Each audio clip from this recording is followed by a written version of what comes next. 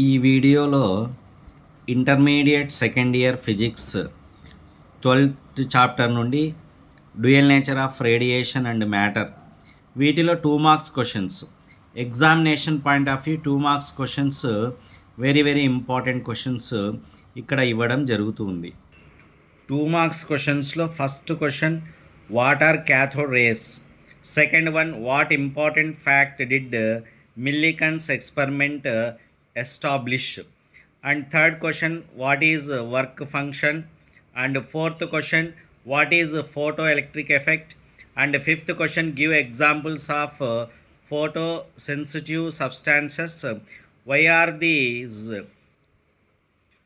why are they called so. And next question మనం గమనించినట్లయితే write down Einstein's photoelectric equation and write down de Broglie's relation and explain the terms then